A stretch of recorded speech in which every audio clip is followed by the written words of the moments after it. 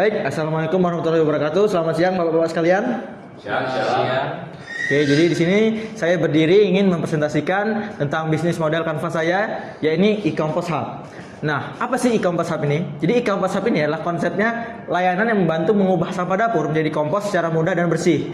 Nah, apa saja blok-blok yang bisa saya jelaskan di sini adalah yang pertama, tentang produksi konten edukasi composting. Jadi saya dan rekan-rekan akan membuat konten di mana itu berisi edukasi terhadap composting dan juga pengelolaan limbah dapur. Selanjutnya ada penjemputan dan pengolahan sampah organik, pengembangan dan pemeliharaan aplikasi, produksi dan penyaringan pengemasan kompos, lalu ada manajemen komunitas dan event offline maupun online, dan juga kerjasama dengan perumahan, sekolah, dan komunitas. Berikutnya ada di Key Partner. Nah, di sini kita akan bekerja sama dengan bank sampah dan tempat kompos lokal. Lalu, selain itu ada komunitas lingkungan seperti Ekoenzim, Green Jakarta, dan sebagainya. Selanjutnya ada perumahan atau developer lokal yang mana karena perumahan-perumahan ini tentu saja menjadi tempat untuk tinggal masyarakat kita, maka di situ kita bisa mengumpulkan limbah-limbah dapur tadi. Selanjutnya ada UMKM pertanian dan toko tanaman. Kemudian ada pembuat bahan bioactivator. Dan yang terakhir ada kurir lokal atau ojek untuk ekspansi layanan antar jemput. Jadi memudahkan mobilitas dari kompos kita tadi. Selanjutnya ada di Key Resources. Di situ ada aplikasi dan platform digital edukasi yang kita buat khusus untuk composting dan pengelolaan sampah ini. Jadi kita bisa melihat dari satu aplikasi. Selanjutnya ada tim operasional penjemputan sampah organik. Nah, tim ini sesuai namanya tentu akan menjemput sampah-sampah organik dari rumah-rumah warga. Lalu ada mitra bank sampah dan fasilitas composting lokal. Selanjutnya juga kita akan membuat konten edukasi composting seperti yang saya sebutkan di awal tadi, seperti dalam format video, modul, ataupun SOP. Lalu yang terakhir ada peralatan operasional seperti kontainer, alat pembawa, dan bioactivator. Di bagian value proposition, edukasi composting yang mudah dipahami melalui aplikasi dan modul singkat menggunakan aplikasi yang tadi kita sebutkan. Lalu layanan jemput sampah organik yang terjadwal dan efisien. Ini juga menggunakan jasa dari kurir atau ojek lokal. Selanjutnya ada konversi sampah menjadi kompos sehingga pelanggan bisa berkontribusi nyata pada lingkungan. Lalu ada aplikasi terintegrasi untuk memantau progres kompos dan aktivitas pengolahan sampah. Selanjutnya ada produk kompos berkualitas yang dapat digunakan sendiri ataupun dijual kembali. Nah, solusi ini praktis, bersih dan modern, tanpa bau, tanpa repot, tanpa harus memiliki lahan yang besar. Selanjutnya ada di customer relationship, personalized education melalui modul dan video belajar.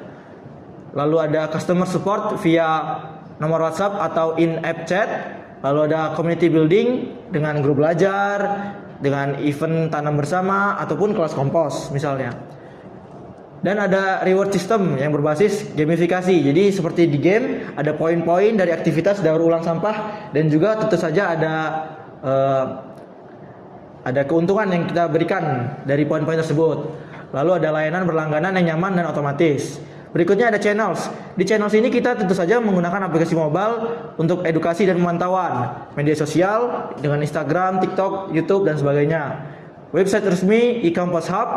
Lalu kita juga bekerja sama dengan perumahan, komunitas, dan sekolah.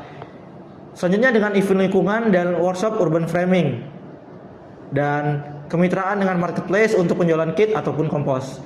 Di customer segment, rumah tangga urban yang ingin mengolah sampah organik, itu bisa kita akomodir. Lalu komunitas pecinta tanaman atau urban farming, sekolah dan institusi pendidikan yang ingin menerapkan program lingkungan, dan perumahan atau perumahan elit yang ingin layanan waste management modern. Terakhir, UMKM kecil yang menghasilkan sampah organik harian. Nah, itu tadi. Lalu lanjut ke sisi cost structure. Di sini kita melihat pengembangan dan maintenance aplikasi. Selanjutnya juga biaya operasional penjemputan seperti transportasi, tenaga kerja.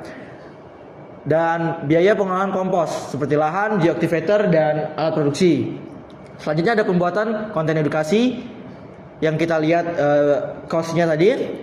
Kita juga melihat gaji tim operasional admin, biaya pemasaran digital, dan pengemasan serta distribusi kompos. Terakhir di revenue stream kita melihat layanan edukasi plus layanan jemput sampah organik. penjualan starter kit seperti ember kompos, bioactivator dan penampung, penjualan kompos hasil pengolahan B2C dan B2B seperti toko tanaman atau urban farm. Selanjutnya ada penjualan produk digital dengan menggunakan kelas online, e-book maupun tutorial premium. Terakhir, sponsorship dari brand eco-friendly ataupun CSR perusahaan.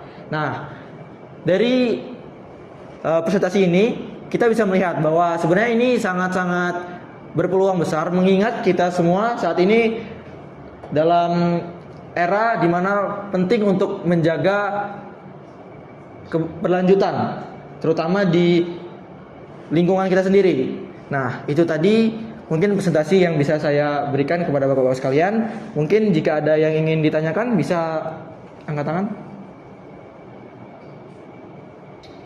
Oke, saya tadi tertarik dengan ide bisnis yang Anda berikan. Namun saya ada sedikit pertanyaan ya. Model bisnis Anda kan sangat bergantung pada pendapatan berulang, yaitu revenue kan, dari langganan starter mikroba dan juga filter. Bagaimana Anda meyakinkan kami bahwa LTV pelanggan akan cukup tinggi untuk menutupi CAC, mengingat adanya biaya besar pada R&D dan produksi hardware? Itu saja. Baik, pertanyaan sangat baik dari Bapak. Jadi kami itu menjamin LTV yang tinggi dengan 3 fokus utama, Pak. Yang pertama dengan pendapatan berulang esensial. Jadi produk langganan kami itu starter mikroba dan filter bersifat wajib agar alat beroperasi optimal dan bebas bau. Ini memastikan tingkat churn yang sangat rendah. Yang kedua, strategi harga hardware. Kami menetapkan harga jual hardware mendekati break even atau titik impas untuk mempercepat akuisisi dengan CAC rendah. Lalu keuntungan bersih utama kami berasal dari margin tinggi pada produk subscription atau berlangganan. Yang ketiga ada efisiensi akuisisi. Kami menekan CAC melalui kemitraan bundling dengan developer property dan otomatis customer relationship melalui aplikasi digital. Nah, target kami adalah menjaga rasio LTV atau CAC tadi di atas 5:1 rasionya dan mencapai 40% pendapatan total dari subscription dari langganan pada tahun kedua. Begitu. Oke, cukup baik. Baik, mungkin itu saja tadi yang bisa saya sampaikan untuk Bapak-Bapak sekalian. Jika berkenan untuk berinvestasi, bisa hubungi saya setelah ini. Oke, saya akhiri. Wassalamualaikum warahmatullahi wabarakatuh. Waalaikumsalam warahmatullahi wabarakatuh.